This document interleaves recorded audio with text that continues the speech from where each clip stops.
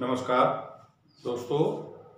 देखिए, अपना basic and English institute है।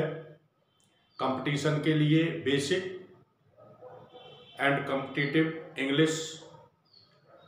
मैं डॉक्टर चौबे इंग्लिश टीचर हूँ। तो इस समय कोरोना काल भी चल रहा है। घर से बाहर आना आपके लिए खतरा हो सकता है। तो मैं वीडियो बना रहा हूँ जो उन छात्रों के लिए है जो इस समय शहरों में नहीं रह पा रहे, अपने गांव चले गए हैं, और अगर शहर में रह भी रहे हैं तो घर से बाहर निकलना इस समय आपके लिए खतरनाक हो सकता है। तो मैं वीडियो बना के डाल रहा हूँ। इसके लिए आप जो है इसे ध्यान से देखें और पढ़ें। चैनल को सब्सक्राइब कर लें। पर डे मैं आपके लिए एक बेसिक एंड कॉम्पिटिटिव इंग्लिश का वीडियो डालूंगा। तो अभी बेसिक से शुरू कर रहा हूँ, इसलिए आप प्रारंभ से ही चैनल को सब्सक्राइब कर लें और इसे प्रारंभ से देखें, क्योंकि जब बीच में आप देखेंगे तो वहाँ से समझना फिर मुश्किल हो जाता है। इसलिए प्रारंभ से देखें वीडियो। और अगर बीच में कभी कोई आता भी है तो ये ध्यान रखना कि पहले नंबर का वीडियो उसे देखना पड़ेगा। जब तक बेसिक क्लियर नहीं होगा तब तक आप कुछ नहीं कर पाएंगे। तो आज बेसिक प्रारंभ करता हूँ। तो बेसिक में देखिए, सबसे पहले चीज होती है टेंस। टेंस अगर आपको आते हैं, वाक्य बनाना अगर आपको आता है, तो आप आगे फिर पैसिव बनाए या नरेशन बनाए, कॉम्प्लेक्स, कंपाउंड, जो भी आप बनाएंगे वो टेंस पे डिपेंड करता है। बिना टेंस के आप अंग्रेजी में आगे नहीं बढ़ सकते। तो टेंस आपको जो सिखाएगा, ये अभी तक आपने पढ़े या नहीं पढ़े, मैं आपको रिवाइज करवा देता हूं। जिन लोगों ने पढ़ा है वो रिवाइज कर लें, और जिन्होंने नहीं पढ़ा है, बिल्कुल मैं जीरो लेवल से शुरू कर रहा हूं। तो देखिए, टेंस टेंस को हिंदी में कहते हैं काल। ये तीन प्रकार के होते हैं: वर्तमान काल, भूतकाल और भविष्य काल। वर्तमान काल को कहते हैं प्रेजेंट टेंस, भूतकाल को कहते हैं पास्ट टेंस, और भविष्य काल को कहते हैं फ्यूचर टेंस। तो तीन टेंस होते हैं मुख्य रूप से। अब इनके पार्ट्स होते हैं इंडेफिनिट, कंटिन्यूअस, परफेक्ट और परफेक्ट कंटिन्यूअस। तो जब आप प्रेजेंट टेंस पढ़ेंगे तो आपको पहले प्रेजेंट इंडेफिनिट पढ़ना पड़ेगा, फिर प्रेजेंट कंटिन्यूअस, फिर प्रेजेंट परफेक्ट, फिर प्रेजेंट परफेक्ट कंटिन्यूअस। इसी तरीके से जब आप पास्ट पढ़ेंगे तो past indefinite, past continuous, past perfect और पास्ट परफेक्ट कंटिन्यूअस।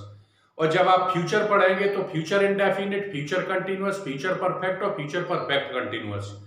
तो इस तरीके से चार चार पार्ट। तो पार्ट जो होता है वो पहला इंडेफिनिट, दूसरा कंटिन्यूअस, तीसरा परफेक्ट और चौथा परफेक्ट कंटिन्यूअस। ये तीनों टेंस के पढ़ना है आपको। तो 4 × 3 = 12, यानी 4 × 3 = 12। तो टोटल आपको 12 पढ़ना पड़ेंगे। देखिए, बेसिक चल रहा हूँ और हिंदी इंग्लिश दोनों में पढ़ाऊंगा, ताकि हिंदी मीडियम के छात्र भी इसे कवर कर सके और समझ सकें। अब इनमें क्या होता है, जैसे प्रेजेंट इंडेफिनिट आप शुरू करेंगे तो पहले इसमें सिंपल सेंटेंस होते हैं, फिर नेगेटिव पढ़ेंगे, फिर इंट्रोगेटिव। सिंपल यानी साधारण, नेगेटिव यानी नकारात्मक, नॉट वाले, और इंट्रोगेटिव यानी प्रश्नवाचक। फिर इंट्रोगेटिव प्लस नेगेटिव पढ़ेंगे। तो सबसे पहले आता है अपना वर्तमान काल। तो वर्तमान काल यानी प्रेजेंट टेंस, और प्रेजेंट टेंस में सबसे पहले क्या आएगा, प्रेजेंट इंडेफिनिट, फिर दूसरे पे प्रेजेंट कंटिन्यूअस, फिर प्रेजेंट परफेक्ट, फिर प्रेजेंट परफेक्ट कंटिन्यूअस। तो सबसे पहले पढ़ेंगे अपन प्रेजेंट इंडेफिनिट। देखिए, प्रेजेंट इंडेफिनिट, ये हेडिंग पड़ी हुई है आइडेंटिटी। आइडेंटिटी को कहते हैं पहचान। तो इसकी पहचान क्या होती है, हिंदी वाक्य जो भी आएगा इसका, इसके वाक्य के अंत में आएगा ता है, ती है, ते है। ये वाक्य के अंत में आता है। कोई भी वाक्य आप लिखेंगे ता है, ती है, ते है, लास्ट में आता है अगर, तो समझ लीजिए कि प्रेजेंट इंडेफिनिट है। ये पहचान हो गई इसकी। अब रूल्स इसके क्या है, ही, सी, इट व सिंगुलर। सिंगुलर को कहते हैं एक वचन। एक वचन का मतलब जैसे Ram, Mohan, teacher, student, singular. उसके साथ main verb first. Main verb का मतलब है मुख्य क्रिया का पहला रूप। मेन वर्ब फर्स्ट का मतलब मुख्य क्रिया का पहला रूप, प्लस एस या ईएस। तो ही, सी, इट व सिंगुलर, इनके साथ मेन वर्ब फर्स्ट लगाएंगे आप और उसके साथ जोड़ेंगे एस या ES. I, we, they, you. I, we, they, you. इसमें यू यहां पर साथ में और है, आई, वी, दे, यू।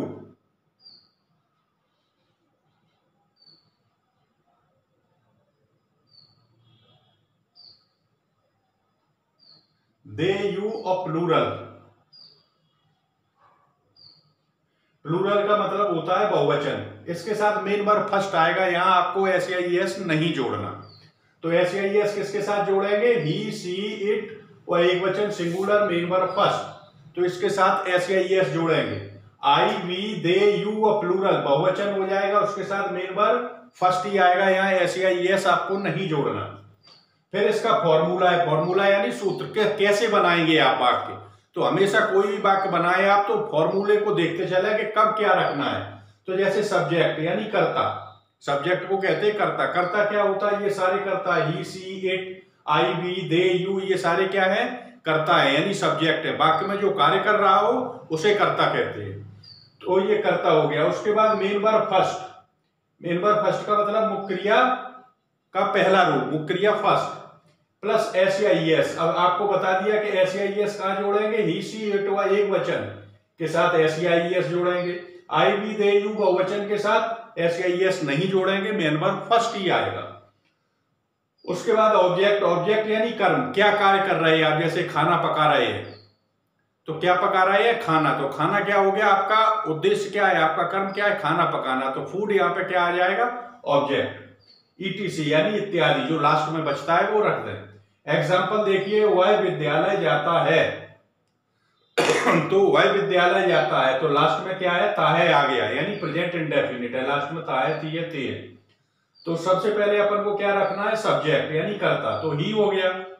उसके बाद मेन वर्ब फर्स्ट, मुख्य क्रिया क्या है? जाना। देखिए, जाना, खाना, पीना, रोना, धोना, उठना, बैठना, बोलना, चारना, मारना, लेटना, पीटना। आज दिन तक दुनिया में कोई भी वर्ब, कोई भी क्रिया ऐसी नहीं बनी जिसके अंत में ना आए। तो जाता है टेंस के अनुसार लिखा है, लेकिन मेन वर्ब है क्या? मुख्य क्रिया है क्या? मुख्य शब्द है क्या? यानी जाना। तो अपन लिख देंगे गो। अब देखिए, वाई यानी ही आ गया, तो यहाँ पे लिखा हुआ है ही, सी, इट व एक वचन के साथ SEIS जोड़ेंगे, तो अपन ने क्या जोड़ दिया? ES। तो मेन वर्ब फर्स्ट और SEIS हो गया। अब आता है ऑब्जेक्ट यानी कर्म। तो कर्म क्या है? क्या, कहां जा रहे हैं अपन? तो स्कूल, तो टू स्कूल चला जाएगा ऑब्जेक्ट में, तो ETC। इसके बाद कुछ है ही नहीं रख देते। अब देखिए, वह खाना पकाती है, तो यहाँ क्या हो गया? लड़की, लड़की है तो वही के लिए क्या आएगा? सी। लड़का होता है तो वही के लिए ही, तो सी लगा दिया अपन ने। उसके बाद आना है मेन वर्ब फर्स्ट, मुख्य क्रिया क्या है? पकाना, तो यहाँ क्या लिख देंगे अपन? कुक। और फिर अपन ने S लगा दिया क्योंकि सी के साथ भी लगेगा। और फिर फूड, लास्ट में ऑब्जेक्ट हो गया। ये क्या पका रहे हैं? भोजन, तो फूड आ गया। मैं खाना पकाता हूं, तो सब्जेक्ट क्या हो गया? आई। उसके बाद मेन वर्ब फर्स्ट, तो कुक आ गया। देखिए, आई, बी, दे, यू और प्लूरल, इनके साथ मेन वर्ब फर्स्ट ही आएगा, इसमें SEIS नहीं जोड़ना। तो आई कुक, मैं पकाता हूं क्या? उसके बाद ऑब्जेक्ट, तो फूड लगा दिया अपन ने। अब तो यहां पर SEIS नहीं लगा क्योंकि आई के साथ नहीं लगना। अब देखिए, ही, सी, इट व सिंगुलर के साथ SEIS लगना है, तो अपन ने यहां ही के साथ गो में क्या लगाया? ES। और यहां पर अपन ने सिर्फ S लगाया। ऐसा क्यों किया कि गो के साथ अपन ने ES लगाया और कुक के साथ अपन ने सिर्फ S लगाया? ऐसा क्यों किया? कहीं S लगना है, कहीं ES लगना है। तो देखिए, इसका भी रूल है, तो इसे देख लीजिए आप पहले ध्यान से, और इसके बाद अब मैं आपको बताता हूं कि यहां पर क्यों आया ES। तो उसके लिए रूल है।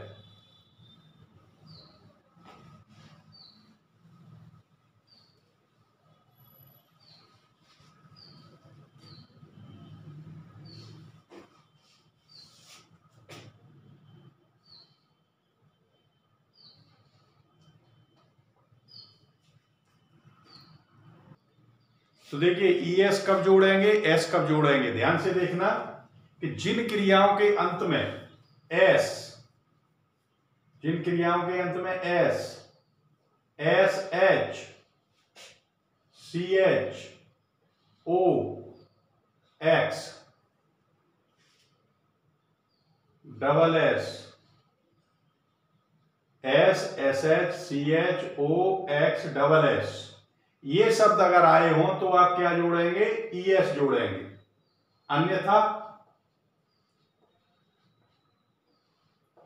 अन्यथा केवल S जोड़ेंगे। तो जिन क्रियाओं के अंत में S, SH, CH, O, X, double S आया हो तो ई एस जोड़ेंगे, अन्यथा केवल एस। तो सिंगल ओ, अगर डबल ओ होगा तब नहीं है, तो सिंगल ओ होना चाहिए। तो देखिए गो में अंत में क्या आ गया, ओ, तो अपन ने ई एस लगाया। अब यहां पे आया कुक, तो डबल ओ हो गया। डबल ओ में मैंने क्या कहा है कि एस जोड़ेंगे। अब जैसे मान लीजिए यहां पे होता push, P U S H, तो एस एच आ गया। देखिए एस एच, तो एस एच में क्या करेंगे, P U S H E S, यहां पे ई एस जोड़ेंगे। तो डबल ओ जब आएगा तो एस जोड़ेंगे, और सिंगल ओ होगा तो ई एस जोड़ेंगे। इसलिए अपन ने ही के साथ ई एस जोड़ा और सी के साथ एस जोड़ा। तो ये ध्यान रखना कि ई एस कहां पर जोड़ेंगे, जहां S, S H, C H, O, X, double S ये शब्द आते हैं तो ई एस जोड़ेंगे, अन्यथा केवल एस जोड़ेंगे। और आई भी दे यू बहुवचन के साथ हमेशा जो है मेन वर्ब फर्स्ट ही आएगा, एस या ई एस नहीं जोड़ेंगे। तो ये रूल हो गया आपका। अब जिस तरीके से मान लीजिए आपने वाक्य लिखा, राम रामायण पढ़ता है, राम रामायण पढ़ता है। तो सबसे पहले हमने आपको क्या बताया, सब्जेक्ट। सब्जेक्ट इसमें क्या है, राम, तो अपन ने राम लिख दिया। अब मेन वर्ब फर्स्ट, मुख्य क्रिया क्या है इसमें, पढ़ना, तो अपन ने रीड लिख दिया। तो रीड के साथ क्या लगेगा, एस। राम सिंगुलर है, सिंगुलर के साथ अपन क्या करेंगे, एस या ई एस जोड़ा जाता है। तो रीड में क्या लगेगा, एस। क्या पढ़ता है, रामायण, तो अपन लिख देंगे the Ramayana. Ram reads the Ramayana. इस तरीके से ये वाक्य आपका बन जाएगा। तो कोई भी वाक्य हो आप सबसे पहले इस फॉर्मूले के अनुसार लगाएंगे। तो अब देखिए वाक्य लिख लीजिए आप और वाक्य बनाएंगे आप। और अगर जब कोई दिक्कत होगी तो आप जो है कमेंट्स करेंगे और आपको सॉल्यूशन मिलेगा। तो वाक्य लिखिए,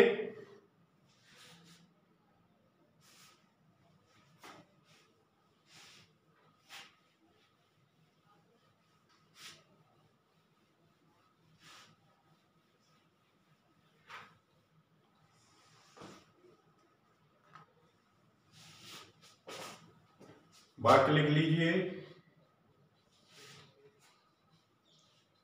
मैं क्रिकेट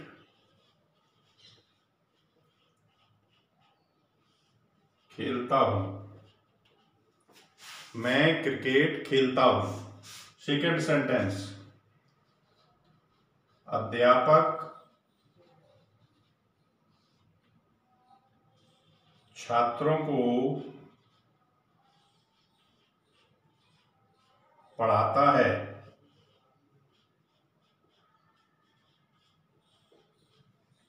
नेक्स्ट, सीता बाग में फूल तोड़ती है।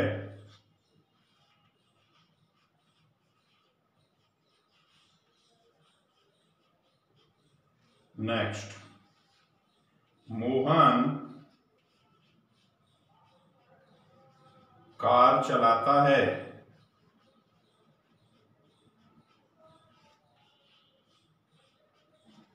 नेक्स्ट, सुरेश नदी पार करता है।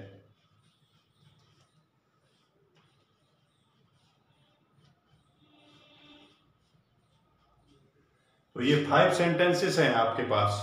अब आप देखिए, मैं क्रिकेट खेलता हूं, तो सब्जेक्ट क्या हो गया इसमें, आई हो गया, तो सब्जेक्ट हो गया। उसके बाद मेन वर्ब फर्स्ट, आई और we you, I we they you बहुवचन के साथ मेन वर्ब फर्स्ट ही आना है, तो प्ले लगा दीजिए।